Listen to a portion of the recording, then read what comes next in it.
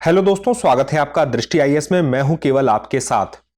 जैसा कि आपको पता है कि कल 2024 की यूपीएससी प्रीलिम्स की परीक्षा हो चुकी है और उसके बाद हमने कल आपसे डिस्कशन भी किया था। हमने आपको बताया भी था कि प्रश्नों की प्रकृति इस बार किस प्रकार से रही है। इस बार उसने हमें इस तरह से हैरान किया है कि उसने हमें हैरान नहीं किया है। इसका मतलब यह हुआ कि हमें यह लग रहा था कि पिछली बार की तरह ही नए तरीके से जो प्रश्न पूछे जा रहे थे, जो नए फॉर्मेट में थे, जिसकी वजह से प्रश्नों को एलिमिनेट करना मुश्किल हो रहा था। तो 2023 की अगर हम बात करें तो उनकी संख्या 45 थी जो नए फॉर्मेट में प्रश्न आए थे, और 2024 में हमने देखा उनकी संख्या कम होकर 15 हो गई है। दूसरी तरफ हमने यह भी देखा कि जो प्रश्नों का जो नेचर है वह कुछ ऐसा आया था कि ज्यादातर लोगों ने कहा कि इजी टू मॉडरेट है। तो इसका मतलब क्या हुआ, अगर इजी टू मॉडरेट है कि कट ऑफ भी थोड़ी सी इस बार की तुलना से थोड़ी सी ज्यादा रहने वाली है। तो चलिए एक एक करके हम प्रश्नों को देखते हैं, उस पर हम चर्चा करते हैं। सबसे पहले हम पहले सवाल पर आते हैं जो करंट अफेयर का है, यानी कि आज हम करंट अफेयर पर ही चर्चा करने वाले हैं, उसके सारे सवालों पर। उसके बाद एक एक करके हम अलग अलग विषयों के साथ, जितने भी इस परीक्षा में 100 प्रश्नों में से अलग अलग खंडों से प्रश्न आए हैं, एक एक खंड के साथ हम आपसे मिलते रहेंगे। तो करंट अफेयर का पहला सवाल देखिए जो पेपर में था। ये जो सेट है, सेट डी है। तो सेट डी के अकॉर्डिंग इसको देखते चलिएगा तो दिक्कत नहीं होगी।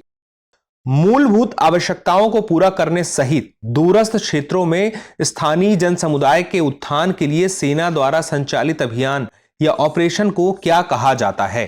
ऑपरेशन संकल्प, ऑपरेशन मैत्री, ऑपरेशन सद्भावना, ऑपरेशन मदद। तो इसका सही जवाब क्या है? इसका सही जवाब है सी, ऑपरेशन सद्भावना। देखिए ऑपरेशन सद्भावना यह जो है, इसी को ऑपरेशन गुडविल के नाम से भी जाना जाता है। अब इसमें भारतीय सेना क्या कर रही है? उसका प्रयास है कि जो आतंकवाद से प्रभावित क्षेत्र हैं, जो बॉर्डर के क्षेत्र हैं, एलओसी के क्षेत्र हैं, मुख्य रूप से जम्मू कश्मीर और लद्दाख के जो क्षेत्र हैं, वहां के लोगों की सामाजिक आर्थिक स्थिति में सुधार किया जा सके।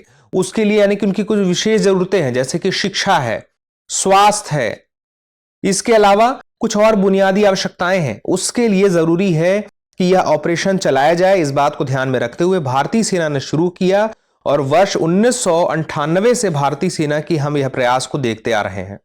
तो याद रहेगा आपको कि ऑपरेशन सद्भावना इस सवाल का सही जवाब है। अगला सवाल देखिए यूनेस्को का है। यूनेस्को द्वारा जारी विश्व धरोहर सूची में शामिल की गई निम्नलिखित संपत्तियों पर विचार कीजिए। शांति निकेतन, रानी की वाव, होसल के पवित्र मंदिर समूह और बोधगया स्थित महाबोधि मंदिर परिसर। क्या पूछ रहा है? कितनी संपत्तियों को वर्ष 2023 में शामिल किया गया था? देखिए करंट अफेयर का सीधा सीधा क्वेश्चन है। अगर आपने थोड़ा सा भी ध्यान दिया होगा तो आपसे ये बन गया होगा। एक एक करके चलिए चारों को देख लेते हैं। सबसे पहले शांति निकेतन की बात करें तो सही जवाब मैं आपको पहले बता दूं या व्याख्या करूं, ये आपके ऊपर है। चलिए एक काम करता हूं, पहले मैं सही जवाब ही बता देता हूं। तो केवल 2 हैं इसमें जो 2023 में शामिल किए गए हैं। तो शांति निकेतन की अगर बात करें तो शांति निकेतन कब आया है? 2023 में शामिल किया गया है, लेकिन अस्तित्व में आया है 1862 में। और वेस्ट बंगाल में वीरभूम जिला है।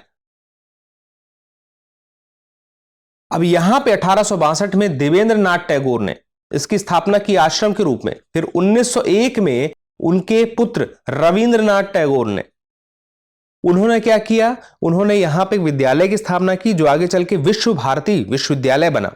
इसे इस साल शामिल किया गया है। अब देखिए रानी की वाव की बात करें तो रानी की वाव जो है वह गुजरात में है, और गुजरात का एक पाटन जिला है। याद रखिए जिले का नाम पाटन है। और यह जो है क्या है? एक बावड़ी है। बावड़ी क्या होती है? बावड़ी होती है एक सीढ़ीदार, कह सकते हैं कि एक बावड़ी हो जो होगी वो सीढ़ीदार होगी।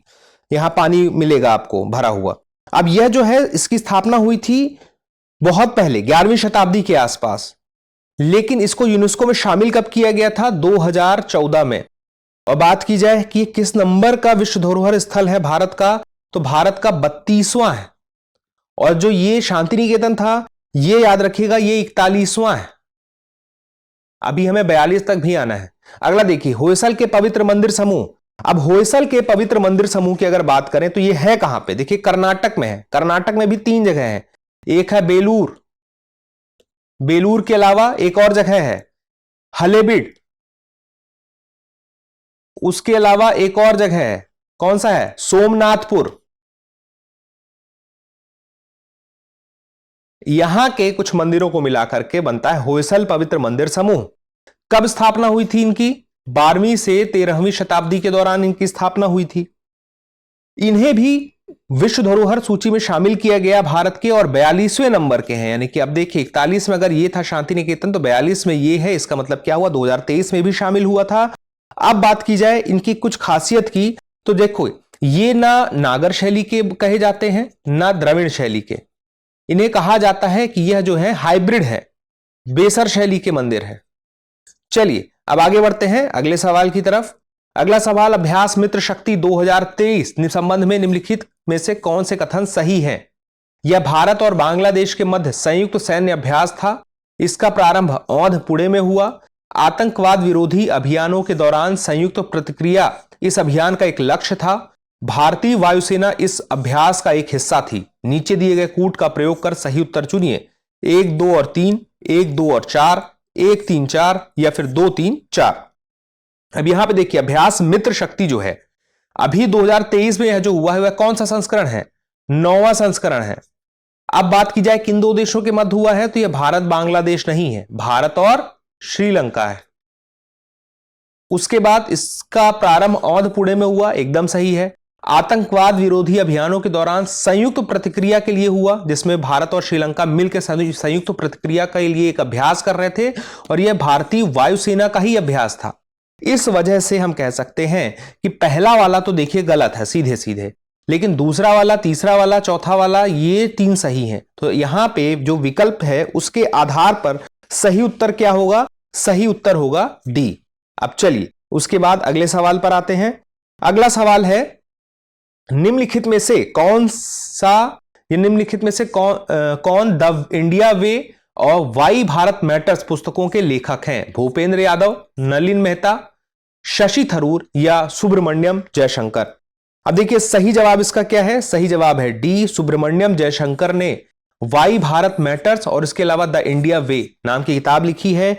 और ये जो है महत्वपूर्ण किताब इसलिए हो जाती है कि द इंडिया वे का पूरा नाम क्या है? Strategies for an uncertainty world 2020 में ये आई। फिर उसके बाद वाई भारत मैटर्स ये 2024 में आई। तो याद रखिएगा ये 2020 और वाई भारत मैटर 2024। और इसलिए भी महत्वपूर्ण है क्योंकि एस जयशंकर जो है वो भारत सरकार में है, 2019 से विदेश मंत्री हैं। इस वजह से यह किताब चर्चा में रही। चलिए अब जवाब मिल चुका है, अगले सवाल पे आते हैं। यूनेस्को की अमूर्त सांस्कृतिक विरासत की सूची में निम्नलिखित में से कौन सा नवीनतम समावेश था? देखिए छऊ जो नृत्य है, दुर्गा पूजा, गरबा नृत्य और कुंभ मेला। यहां पे देखिए नवीनतम पूछा है। हो सकता है ये सारे के सारे अमूर्त सांस्कृतिक विरासत हो, और है भी, लेकिन नवीनतम कौन सा है उसके लिए समझिए बात को। नवीनतम जो है उसे शामिल किया गया है सी यानी कि गरबा नृत्य को, और यह जो है हिंदू त्योहार है के अवसर पर होता है।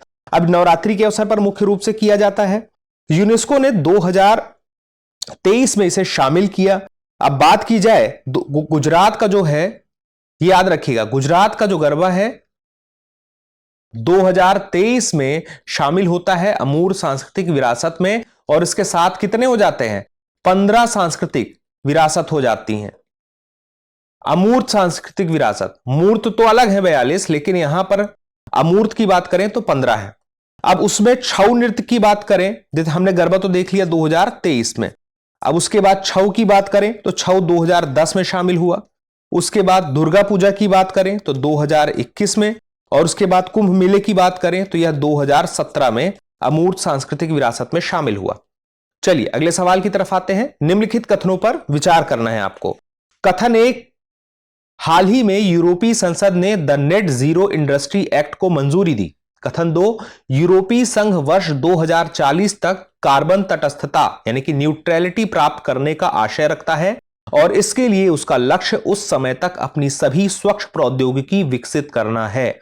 आपको क्या बताना है? उपर्युक्त कथनों के संबंध में निम्नलिखित में से कौन सा सही है? कथन 1 और कथन 2 दोनों सही हैं, तथा कथन 2 कथन 1 की व्याख्या करता है। फिर है कथन 1 और कथन 2 दोनों सही हैं, किंतु कथन 2 कथन 1 की व्याख्या नहीं करता है। फिर है कथन 1 सही है किंतु कथन 2 सही नहीं है। फिर है कथन 1 सही नहीं है किंतु कथन 2 सही है। अब इसमें अनुमान लगाइए सही जवाब क्या हो सकता है। मैं जवाब से शुरू करता हूं, फिर उसके बाद बताता हूं आगे की बातें। तो सही जवाब है इसका सी, कथन 1 सही है किंतु कथन 2 सही नहीं है। जो सही नहीं है उसके पीछे की वजह क्या है? जो यूरोपीय संघ वर्ष 2040 तक कार्बन तटस्थ होने की बात कह रहा है यहां पे, दरअसल यूरोपीय संघ वर्ष 2050 का लक्ष्य लेकर चल रहा है कार्बन तटस्थ होने के लिए। इसका मतलब क्या होता है कि एक ऐसा महाद्वीप बनना चाहता है यूरोपीय संघ, अपने यूरोप महाद्वीप को ऐसा महाद्वीप बनाना चाहता है जो कार्बन तटस्थ हो। इसका मतलब है कि जितना कार्बन का इमिशन होता है उतना ही कार्बन का वो जलवायु से या वायुमंडल से कह सकते हैं स्टॉक कर सके हमारे धरती में, यानी कि जैसे वन फॉरेस्ट के माध्यम से, या तो ऐसे ईंधन का प्रयोग कर सके जिससे कार्बन का उत्सर्जन कम से कम हो, जैसे ग्रीन हाइड्रोजन हो गया, उसके अलावा सोलर एनर्जी हो गई, विंड एनर्जी हो गई। तो ऐसी स्थिति में जो नेट न्यूट्रल होने की बात होती है वो होती है 2050 के लक्ष्य के आधार पर। तो यहां पे इसी वजह से ये कथन गलत हो जाता है। लेकिन पहला कथन जो है, यूरोपीय संसद ने the net zero industry act, ये बात बिल्कुल ही सही है। तो the net zero industry act हुआ है अभी हाल ही में पारित, तो इस पे आपको ध्यान रखना है, इसको मंजूरी दी जा चुकी है। अब उसके बाद अगले सवाल पे आते हैं। अगला सवाल देखिए, निम्नलिखित कथनों पर ध्यान दीजिए। हाल ही में वेनेजुएला अपने आर्थिक संकट से तेजी से उबरने में सफल हुआ है और अपने लोगों को दूसरे देशों में पलायन या प्रवास करने से रोकने में सफल हुआ है। दूसरा है, वेनेजुएला के पास विश्व के सबसे बड़े तेल भंडार है। आपको बताना है उपर्युक्त कथनों के संबंध में निम्नलिखित में से कौन सा सही है। कथन 1 और कथन 2 दोनों सही है तथा कथन 2 कथन 1 की व्याख्या करता है। कथन 1 और कथन 2 दोनों सही हैं, किंतु कथन 2 कथन 1 की व्याख्या नहीं करता है। फिर कथन 1 सही है किंतु कथन 2 सही नहीं है। उसके बाद चौथा है, कथन 1 सही नहीं है किंतु कथन 2 सही है। इस सवाल का सही जवाब क्या है? इस सवाल का सही जवाब है डी, कथन 1 सही नहीं है किंतु कथन 2 सही है। अब देखिए पहले इसको, कथन 1 को समझ लीजिए। कथन 1 क्यों सही नहीं है? क्योंकि हाल ही में जो बात की जा रही है कि वेनेजुएला में आर्थिक संकट से उबरने की वजह से वह दूसरे देशों में लोगों को पलायन करने से या प्रवास करने से रोकने में सफल हुआ है, तो ऐसा बिल्कुल भी नहीं हुआ है। वेनेजुएला में देखिए आर्थिक संकट, इसके अलावा सामाजिक संकट, इसके अलावा राजनीतिक संकट, तीनों ही प्रकार के संकट विद्यमान है। हालांकि दूसरी तरफ यह दिखाई देता है कि वेनेजुएला के पास विश्व के सबसे बड़े तेल भंडार है। तो तथ्यात्मक रूप से यह जानकारी तो सही है कि वेनेजुएला के पास है, ओपेक का मेंबर भी है वेनेजुएला। 1960 के दशक में जब ओपेक आता है तो वहां पर दिखाई देता है वेनेजुएला, और हाल की स्थिति में सबसे बड़ा तेल भंडार भी उसके पास है। लेकिन उसके बाद भी वहां पर आर्थिक, सामाजिक, राजनीतिक पिछड़ापन दिखाई देता है। इसी वजह से बहुत सारे लोग, बड़ी संख्या में, लगभग एक आंकड़े के अनुसार 7.72 मिलियन लोगों ने कहीं ना कहीं आसपास के देशों में प्रवास किया है या अपनी जगह को परिवर्तित किया है। तो ऐसी स्थिति में सिर्फ एक ही कथन है जो सही है, वो है कथन 2, और कथन 1 गलत है। तो सीधे सीधे उत्तर हो गया हमारा डी। अब उसके बाद चलिए अगले सवाल पर आते हैं। अगला सवाल है डिजिटल इंडिया से संबंधित, इसको एक बार देख लेते हैं। यहां पे देखिए, डिजिटल इंडिया भूमि अभिलेख आधुनिकीकरण कार्यक्रम के संदर्भ में निम्नलिखित कथनों पर विचार कीजिए। इस योजना को कार्यान्वित करने के लिए केंद्र सरकार 100% वित्त पोषण करती है। इस योजना के अंतर्गत भू संपत्ति मानचित्र डिजिटलीकृत किए जाते हैं। फिर है, स्थानीय भाषा में उपलब्ध अधिकार अभिलेखों को भारत के संविधान द्वारा मान्यता प्राप्त किसी भी भाषा में लिप्यंतरित करने की पहल की गई है। अब यहां पे आपको जवाब तक पहुंचने के लिए कुछ चीजों पर ध्यान देना होगा। पहले मैं आपको जवाब दे देता हूं, उसके बाद हम समझने का प्रयास करते हैं। सही उत्तर क्या है इसका? डी है, यानी कि तीनों ही कथन इसमें सही है। अब देखिए, इसकी बात की जाए तो यह केंद्र सरकार द्वारा पूर्णतः वित्त पोषित डिजिटल इंडिया भूमि अभिलेख आधुनिकीकरण कार्यक्रम है। पहले इसे हम राष्ट्रीय भूमि अभिलेख आधुनिकीकरण कार्यक्रम के नाम से भी जानते थे। लेकिन 1 अप्रैल 2016, याद रखिएगा, 1 अप्रैल 2016 एक ऐसा साल था जिस वक्त यह हुआ कि इसको नए तरीके से सामने लाया गया, नए तरीके से डिजाइन किया गया, और यह पूरी तरह से केंद्र द्वारा वित्त पोषित है। तो पहली बात तो ये तो सही है, ए। उसके बाद इस योजना के अंतर्गत भू संपत्ति मानचित्र डिजिटलीकृत किए जाते हैं, तो ये बात भी सही है। बहुत सारे कार्यों में से एक कार्य इसका यह भी है कि जो भू संपत्तियां हैं उनके मानचित्र को डिजिटलीकृत किया जाता है। फिर उसके बाद तीसरा है, स्थानीय भाषा में उपलब्ध अधिकार अभिलेखों को भारत के संविधान द्वारा मान्यता प्राप्त किसी भी भाषा में लिप्यंतरित करने की पहल की गई है। संविधान के द्वारा मान्यता प्राप्त किसी भी भाषा का मतलब क्या है? पहले इसका मतलब समझना होगा।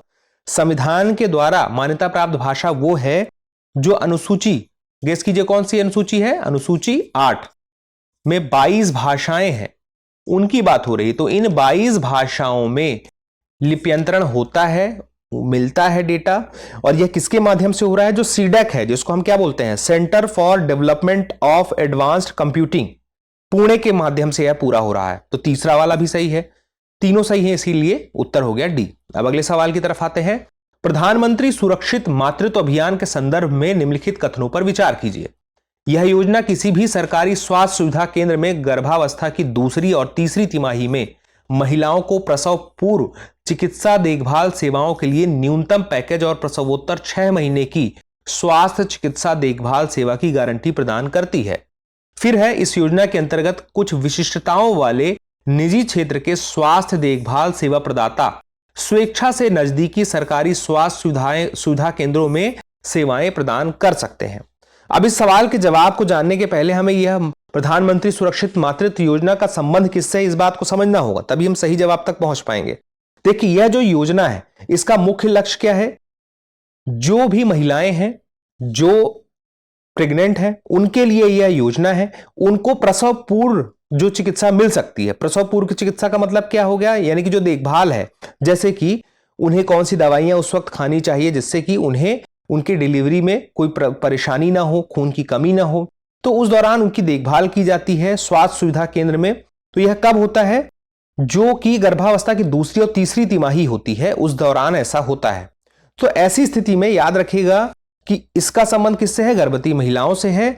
और प्रत्येक माह की 9 तारीख को, याद रखिएगा, प्रत्येक माह की 9 तारीख को सभी गर्भवती महिलाओं के लिए दूसरी और तीसरी तिमाही को निश्चित दिन पर देखभाल किया जाता है। और देखभाल का मतलब क्या होता है, ये मैंने आपको बता ही दिया है। लेकिन यहां पे देखिए, जो स्टेटमेंट पहला है उसकी बात की जाए तो यह क्या बात करता है? 6 महीने की स्वास्थ्य चिकित्सा देखभाल कब?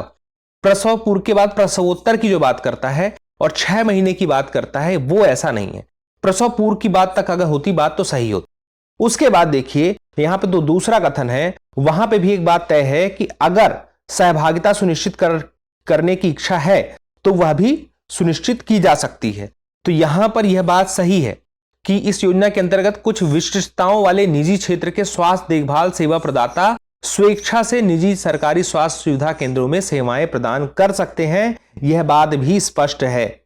तो इसका मतलब क्या हुआ कि एक ही कथन सही है, तो क्या होगा? बी सही जवाब होगा। चलिए अगले सवाल की तरफ आते हैं। अगला सवाल है प्रधानमंत्री श्रम योगी मानधन योजना। अब प्रधानमंत्री श्रम योगी मानधन योजना बहुत चर्चा में रही है। अब ये देखिए, इसमें कौन कौन सी बातें हैं जिस पर हमें विचार करना है। इस योजना में नामांकन के लिए प्रवेश आयु वर्ग 21 से 40 वर्ष है, पहली बात। फिर दूसरी है, लाभार्थी द्वारा आयु विशिष्ट अंशदान किया जाएगा। फिर तीसरा है, इस योजना के अंतर्गत प्रत्येक ग्राहक को 60 वर्ष की आयु प्राप्त करने के बाद 3000 प्रति माह की न्यूनतम पेंशन प्राप्त होगी। चौथा है, पारिवारिक पेंशन पति पत्नी और अविवाहित पुत्रियों पर लागू होगी। आपको क्या बताना है, कौन सा या कौन से कथन सही हैं या हैं? 1 2 1 3 4 या 2 3 या केवल 2 या 1 2 4? इसका सही जवाब क्या है?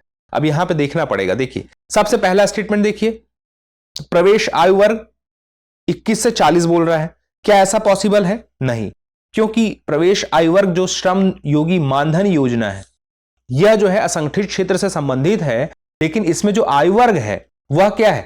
18 से 40 है, जो इसमें आ सकते हैं, जो प्रवेश ले सकते हैं इस पेंशन योजना में। तो 18 से 40 हो गया, मतलब यह स्टेटमेंट गलत है। दूसरा है, लाभार्थी द्वारा आयु विशिष्ट अंशदान किया जाएगा। तो यह बात बिल्कुल सही है। आयु विशिष्ट मतलब एक सीमा के बाद एक अलग अंशदान है, एक सीमा के बाद एक अलग अंशदान है, तो यह वाला सही है। इस योजना के अंतर्गत प्रत्येक ग्राहक को 60 वर्ष की आयु प्राप्त करने के बाद 3000 प्रति माह की न्यूनतम पेंशन प्राप्त होगी। यह वाला भी स्टेटमेंट सही है। 3000 रुपए की मिलती है 60 वर्ष की आयु पूरा होने के बाद मासिक पेंशन। तो यह सही है, पहला गलत, दूसरा सही, तीसरा सही। चौथा देखिए, पारिवारिक पेंशन पति पत्नी और अविवाहित पुत्रियों पर लागू होगी। देखिए, यह जो योजना है इसमें क्या है कि ऐसा नहीं हो सकता है कि अविवाहित पुत्रियों पर लागू हो। यह जो पारिवारिक पेंशन है यह पति पत्नी के लिए लागू रहेगी, लेकिन अविवाहित पुत्रियों के लिए नहीं रहेगी। तो ऐसे में क्या हो गया कि यह स्टेटमेंट गलत हो गया। अब यहां पे देखिए, कि इस सवाल में अगर मान लीजिए सारे स्टेटमेंट के बारे में आपको नहीं पता होता तो आप कैसे करते? जैसे कि आपको कुछ ही बातें पता होती, दो बातें पता होती कि इस योजना में नामांकन के लिए प्रवेश आयु 21 से 40 की है, 18 से 40 है, और दूसरी बात पता होती कि 3,000 रुपए प्रतिमाह न्यूनतम पेंशन मिलेगा। तो आपको यह पता चल जाए कि पहला वाला गलत है और तीसरा वाला सही है। तो आप देखिए तीसरा वाला कहां कहां पे है। ए में है 1, 3, 4 और बी में है 2 और 3। तीसरा वाला अगर आपको सिर्फ इतना ही पता था कि ये 3,000 रुपए मिलता है 60 वर्ष के बाद, तो दो विकल्प मिलते हैं, ए और बी। उसके बाद आपको अगर यह पता था कि 18 से 40 वर्ष है, 21 से 40 नहीं है, तो आप समझ जाएंगे कि पहला स्टेटमेंट भी गलत है, तो ए गलत हो गया। अब बचता है बी, तो बी में ही सिर्फ 3 है और एक गलत है, तो उत्तर यही होगा, भले आपको यह ना पता हो कि स्टेटमेंट 2 में क्या यह बात जो बताई गई है सही है या गलत है। तो आप एलिमिनेट कर सकते हैं, ऐसे ही उत्तर निकलते हैं। यही बात है कि इस बार एलिमिनेट करने वाले प्रश्नों की संख्या बढ़ी है पिछली बार की तुलना में। और याद रखिएगा ये उनके लिए योजना है जहां पे अधिकतम मासिक आय जो है वह 15,000 रुपए हो या उससे कम हो, उन्हीं के लिए है। चलिए उसके बाद आगे बढ़ते हैं। विश्व शौचालय संगठन के बारे में प्रश्न है। सवाल देखिए, विश्व शौचालय संगठन वर्ल्ड टॉयलेट ऑर्गेनाइजेशन के संबंध में निम्नलिखित कथनों पर विचार कीजिए। यह संयुक्त राष्ट्र की एजेंसियों में से एक है, पहली बात कह रहा है। दूसरा है कि वैश्विक स्वच्छता संकट के समाधान पर कार्रवाई हेतु प्रेरित करने के लिए विश्व शौचालय शिखर सम्मेलन, विश्व शौचालय दिवस और विश्व शौचालय कॉलेज इस संगठन की पहल है। फिर उसके बाद तीसरा कह रहा है कि इसके कार्य का मुख्य लक्ष्य कम विकसित देशों और विकासशील देशों को खुले में शौच की समाप्ति के लक्ष्य की प्राप्ति के लिए निधि प्रदान करना है। तो इसमें कौन कौन सा स्टेटमेंट सही है या उत्तर सही क्या है, इसको समझ लीजिए। पहली बात जो कह देगी है कि संयुक्त राष्ट्र की एजेंसी है, यह गलत है। क्यों? क्योंकि जो यूनेस्को है,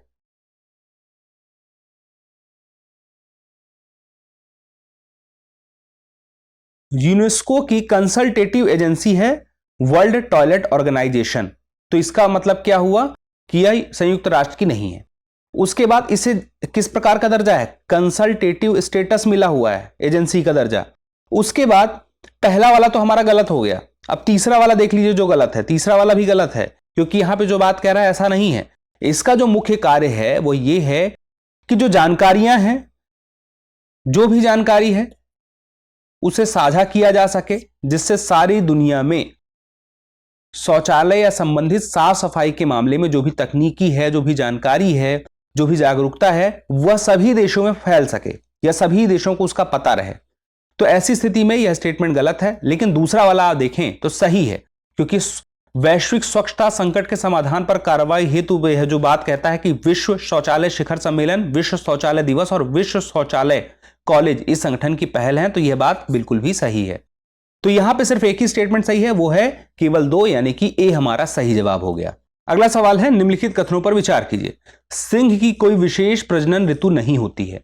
अधिकांश अन्य बड़ी बिल्लियों से भिन्न चीता दहाड़ता नहीं है। फिर तीसरा है, नर सिंह से भिन्न नर तेंदुए गंध चिन्ह द्वारा अपना क्षेत्र घोषित नहीं करते हैं। आपको क्या बताना है, उपर्युक्त कथनों में से कौन से सही हैं? कौन कौन से सही हैं इसमें? चलिए पहले जवाब बता देता हूं, फिर बताता हूं।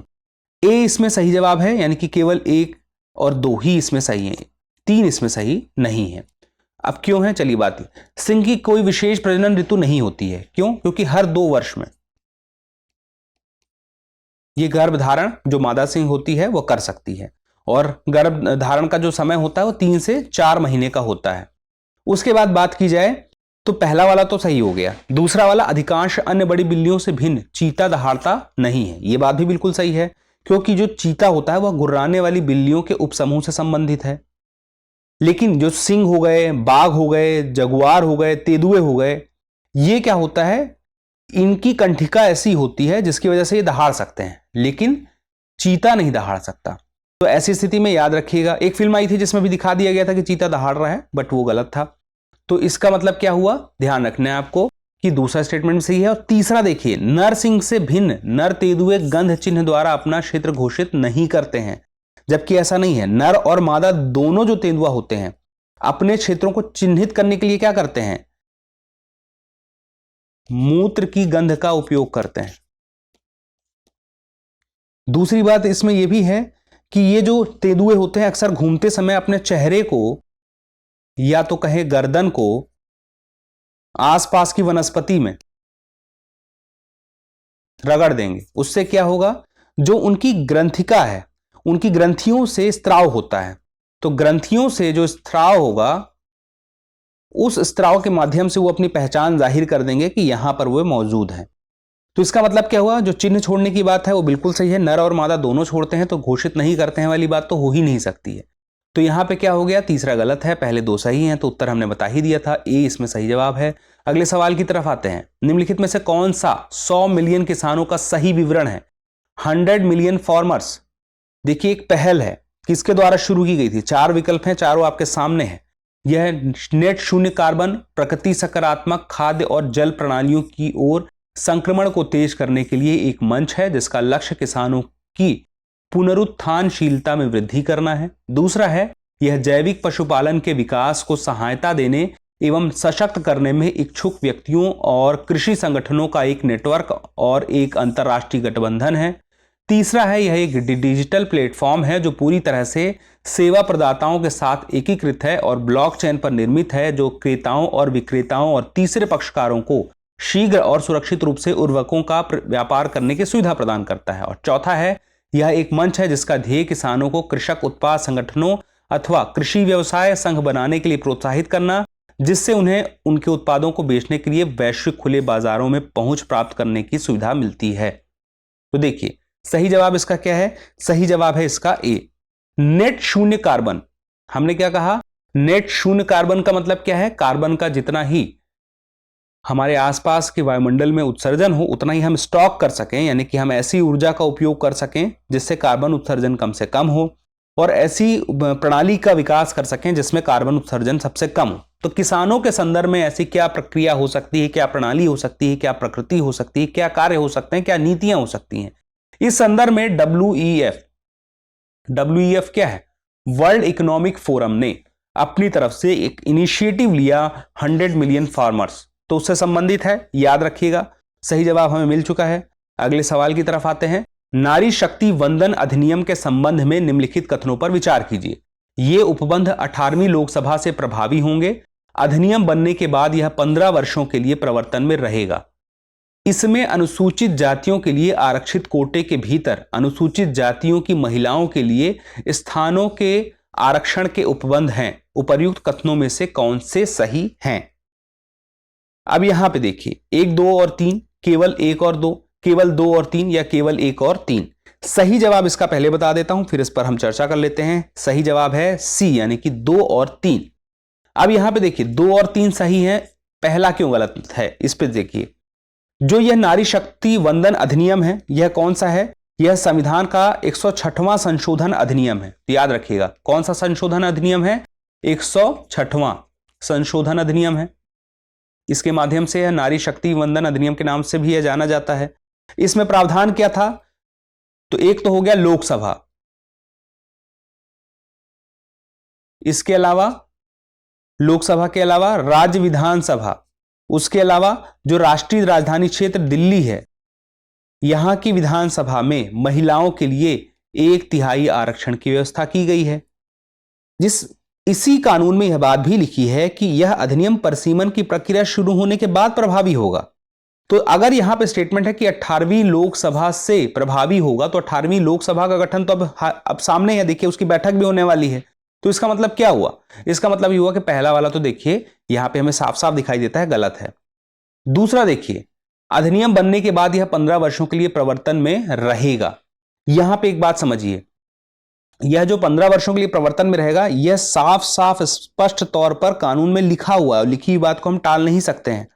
अब आगे अगर इसको बढ़ाना भी हुआ तो संभावित विस्तार जो होगा संसदीय कार्यवाही द्वारा आगे फिर निर्धारित किया जाएगा, लेकिन फिलहाल के लिए इनिशियली 15 वर्ष के लिए रहेगा। तो ये तो सही है। अब तीसरा वाला देखिए, जो आरक्षण की बात कही गई है, यह भी स्पष्ट है कि इस अधिनियम में लोकसभा एवं राज्य विधानसभाओं में अनुसूचित जातियों और अनुसूचित जनजातियों यानी कि SC और ST दोनों समूहों के लिए यहां पर आरक्षण की बात भी कही गई है। ठीक है, उनके जो आरक्षित सीटें हैं उन पर भी यह लागू होगा कानून। तो इसका मतलब क्या हुआ, दूसरा तीसरा सीधे सीधे सही मिलता है, पहला वाला हमें सही नहीं मिलता है। तो जवाब हमारा हो चुका है सी, हमारा सही जवाब है। उसके बाद अगले सवाल पे आते हैं। अगला सवाल देखिए, यह भी बहुत ही महत्वपूर्ण है। निम्नलिखित देशों पर आपको विचार करना है। देश आपके सामने है। इटली है, जापान है, नाइजीरिया है, दक्षिण कोरिया है और दक्षिण अफ्रीका है। इसमें आपको बताना है कि किन देशों का उल्लेख प्रायः मीडिया में उनकी निम्न जन्म दर अथवा वृद्धोन्मुख जनसंख्या अथवा ह्रासमान जनसंख्या के लिए किया जाता है। यानी कि जनसंख्या मुख्य रूप से इतना ही एक शब्द में जान ले कि जन्म दर जो है वह निम्न रही, उस वजह से किसको हम कह सकते हैं, कौन कौन से देश हैं जो चर्चा में रहे हैं। तो पहले इसका सही जवाब देख लीजिए। इसका सही जवाब है ए का मतलब क्या हो गया, इटली भी है, जापान भी है और उसके अलावा दक्षिण कोरिया भी चर्चा में है, लेकिन नाइजर और दक्षिण अफ्रीका इस वजह से चर्चा में नहीं रहे हैं। अब समझने का प्रयास कीजिए। दक्षिण कोरिया की अगर बात करें तो प्रजनन दर विश्व में सबसे कम है। देखिए, सबसे कम क्या प्रजनन दर, तो इसका मतलब क्या हुआ कि ये तो शामिल है, चर्चा में था। उसके अलावा यहां पर एक संयुक्त राष्ट्र ने चेतावनी भी दी थी 2021 में कि दक्षिण कोरिया वर्ष 2100 तक अपनी जनसंख्या को आधा करने की राह पर है। मतलब अगर इसी तरह से उसकी जो प्रजनन दर रही तो क्या होगा, 2100 में उसकी जनसंख्या आधी हो जाएगी, अभी 2021 में जितनी थी। उसके बाद देखिए अगला आता है जापान का नंबर। जापान में अगर बात की जाए तो लगातार 8वें वर्ष रिकॉर्ड निम्न जन्म दर के साथ प्रमुख जनसांख्यिकी चुनौतियों का सामना देखने को मिला है। यह बात भी काफी चर्चा में रही है। तो यह हो गया जापान का मामला। 8 साल से तो रिकॉर्ड ही बना ही रहा है। उसके बाद इटली की बात की जाए तो इटली की जन्म दर वर्ष 2023 में रिकॉर्ड निचले स्तर पर आ गई है। अब देखिए, यानी कि जितना भी इटली में जन्म दर था अभी तक हर पिछले साल में, उसमें सबसे कम 2023 में देखा गया, इसी वजह से यह चर्चा में था। लेकिन नाइजर और दक्षिण अफ्रीका इस वजह से चर्चा में नहीं थे। तो हमें सिर्फ उत्तर में जाना है और वो है 1, 2 और 4 जो कि ए में हमें मिलते हैं। चलिए अगले सवाल पर आते हैं। निम्नलिखित कथनों पर विचार कीजिए। एक तरफ देश है, दूसरी तरफ हम देखेंगे सब समाचार में रहने का कारण है। अब देखिए, अर्जेंटीना है और सबसे आर्थिक संकट की बात करता है। सूडान के बारे में कहता है, देश की नियमित सेना और अर्धसैनिक बलों के मध्य युद्ध की बात। और एक तरफ तुर्की है, नाटो की अपनी सदस्यता निरस्त कर दी। ये 3 बातें हैं। उपर्युक्त युग्मों में से कितने सही सुमेलित नहीं। देखिए, युग्म आपको समझ में आ जाए इसलिए देश को मैंने बॉक्स बना दिया है और बाकी को खबर में रहने के कारण को भी अलग से बॉक्स में बना दिया है। केवल एक युग्म सही है, केवल 2 सही है, 3 है या 4 है, यानी कि कितने सुमेलित हैं हमें ये देखना है। तो देखिए सही जवाब इसका क्या होगा, पहले इसको समझ लीजिए। इसका सही जवाब है बी, यानी कि केवल 2 युग्म सही है। कौन कौन से हैं इसको समझ लेते हैं। सबसे पहले देखिए, अर्जेंटीना की अगर बात करें तो अर्जेंटीना में अभी जो मुद्रास्फीति है, इन्फ्लेशन रेट है, विश्व में सर्वाधिक मुद्रास्फीति दर का अनुभव करने वाले देश में से एक रहा है अर्जेंटीना। तो याद रखिएगा, अगर मुद्रास्फीति सर्वाधिक है तो आर्थिक संकट तो आएगा ही। अर्थव्यवस्था के हिसाब से बहुत ज्यादा मुद्रास्फीति आर्थिक संकट का कारण तो बनती है। तो ऐसे में ये तो सही मिलता है। उसके बाद देखिए, सूडान की बात करें तो सूडानी सेना और अर्धसैनिक बलों के बीच संघर्ष आरंभ होने के बाद से खार्तूम में कम से कम 185 लोग अभी हाल में मर गए थे और 1800 लोग घायल भी हुए थे। यह संघर्ष अप्रैल 2009 से शुरू हुआ था, जब देश भर में विद्रोह के बाद सैन्य जनरलों ने सूडान के लंबे समय तक राष्ट्रपति रहे उमर अल बशीर को सत्ता से अपदस्थ कर दिया था। तो इसका मतलब क्या हुआ कि यहां पर देश की नियमित सेना और अर्धसैनिक बलों के मध्य युद्ध चल रहा था। तो इसका मतलब कि यह भी सही है, यह भी सही है। लेकिन तुर्की को देख लें। तुर्की में आप देखिए कि 1952 से यह नाटो का सदस्य है, लेकिन अभी तक उसने इसकी सदस्यता नहीं छोड़ी है। हालांकि नाटो सदस्यों के साथ इसका मतभेद रहता है, लेकिन सदस्यता उसने छोड़ी नहीं है। तो अगर मतभेद है और सदस्यता नहीं छोड़ी है तो सदस्यता निरस्त भी अभी किसी ने नहीं की है, ना तो उसने छोड़ी ना तो किसी ने उसकी सदस्यता हटाई है। तो नाटो का अभी भी सदस्य तुर्की है, 1952 से है। तो इसका मतलब यह गलत है। ऊपर के 2 सही हैं। कितने युग्म सही हैं? 2, यानी कि बी हमारा सही जवाब है। हम जवाब तक तो पहले ही पहुंच गए थे। अब उसके बाद अगले सवाल पे आते हैं। निम्नलिखित क्षेत्रों पर विचार कीजिए। साहेल क्षेत्र में अस्थिरता और बिगड़ती सुरक्षा स्थिति विद्यमान है। फिर अगला कथन है, हाल ही में साहेल क्षेत्र के कई देशों में सैन्य कब्जा तख्ता पलट हुआ है। उपर्युक्त कथनों के संबंध में निम्नलिखित में से कौन सा सही है? कथन 1 और कथन 2 दोनों सही हैं तथा कथन 2 कथन 1 की व्याख्या करता है। कथन 1 और कथन 2 दोनों सही हैं, किंतु कथन 2 कथन 1 की व्याख्या नहीं करता है। कथन 1 सही है किंतु कथन 2 सही नहीं है। कथन 1 सही नहीं है किंतु कथन 2 सही है। अब इसमें समझिए बात को, इसमें अगर करंट अफेयर आपने पढ़ा होगा कि साहिल क्षेत्र है कहां पे है साहिल क्षेत्र, आपको मोटा मोटा अंदाजा है। साहिल क्षेत्र जो है वह अफ्रीका में है। देखिए अफ्रीका में जो सहारा मरुस्थल है, सहारा मरुस्थल के थोड़ा दक्षिण में जब आप आएंगे, नीचे की तरफ आएंगे, तो साहिल क्षेत्र आपको देखने को मिलेगा, जहां पर नाइजर, बुर्किना फासो, चाड, माली, मॉरिटानिया और सेनेगल, ये सब साहिल क्षेत्र के अंतर्गत देश हैं। तो यहां पर अभी हाल ही में राजनीतिक अस्थिरता देखने को मिली, यहां पर सैन्य तख्तापलट जैसे क्षेत्र भी बहुत सारे देखने को मिले। तो ऐसी स्थिति में हम कह सकते हैं कि जो यहां पर बात होती है कि साहिल क्षेत्र में अस्थिरता और बिगड़ती सुरक्षा स्थिति विद्यमान थी, तो ये तो थी ही, लेकिन हाल ही में जो साहिल क्षेत्र के कई देशों में सैन्य कब्जा या तख्तापलट हुआ है, नाइजर, चाड और माली में, तो ऐसी इन जगहों पे हम देखें तो ये बात सही है। और कारण भी यही बनता है, देखिए तख्तापलट होगा तो अस्थिरता आएगी, वहां की सुरक्षा स्थिति बिगड़ेगी ही, लोगों की सुरक्षा नहीं स्पष्ट हो पाएगी कि है भी कि नहीं है या कितनी है, या तय नहीं होगी सुरक्षित है भी कि लोग नहीं है। अमूमन यही कह सकते हैं कि सुरक्षित नहीं है। तो इसका मतलब यह हुआ कि जो कथन 2 है वो कारण बनता है। तो यहां पे देखिए इस सवाल के जवाब से हमें एक बात समझनी पड़ेगी कि जो विकल्प दिया है उसके आधार पर उत्तर 1 है। कथन 1 और कथन दोनों सही तो हैं ही, लेकिन कथन जो 2 है कथन 1 की व्याख्या भी करता है। तो ऐसी स्थिति में दोनों बातें सही हैं, व्याख्या भी करता है, ये बात ध्यान रखिएगा। विकल्पों में कहीं हम ये ना देख लें कि कथन 1 और 2 दोनों सही हैं, बी हमने पहले देख लिया और इसको टिक मार दें, नहीं, कथन 2 कथन 1 की व्याख्या करता है कि नहीं करता है। अगर ये स्पष्ट हो गया है तो फिर उस हिसाब से उत्तर बनेगा। तो चलिए इस सवाल का जवाब भी आपने देख लिया है और इसी के साथ ही हमने करंट अफेयर के जितने भी प्रमुख प्रश्न थे सारे देख लिए हैं। और अब चूंकि बहुत सारे विद्यार्थी हैं जिन्होंने पेपर दिया होगा और इसके बाद हमसे मिलने आए होंगे, जो विद्यार्थी हैं जो आगे पेपर देने वाले होंगे, दोनों के सफल जीवन के लिए या उनके बेहतर करियर के लिए या आगे के समय के लिए अग्रिम शुभकामनाएं और अग्रिम बधाइयां रहेंगी। फिर से मिलते हैं अगले एपिसोड में। अगला एपिसोड किससे संबंधित होगा? इतिहास से होगा। इतिहास के अलावा देखिए हर विषय से हम मिलते रहेंगे। आज हम शाम को इतिहास में मिल जाएंगे, फिर उसके बाद हम भूगोल, एनवायरमेंट, इकोनॉमी, साइंस टेक सभी खंडों पर चर्चा करेंगे एक एक करके। तो अब मैं विदा लेना चाहूंगा। पढ़ते रहिए, स्वस्थ रहिए, मस्त रहिए। शुक्रिया। डियर व्यूअर्स, अपने एग्जाम की तैयारी को और बेहतर करने के लिए हमारे चैनल को लाइक, शेयर और सब्सक्राइब करना न भूलें।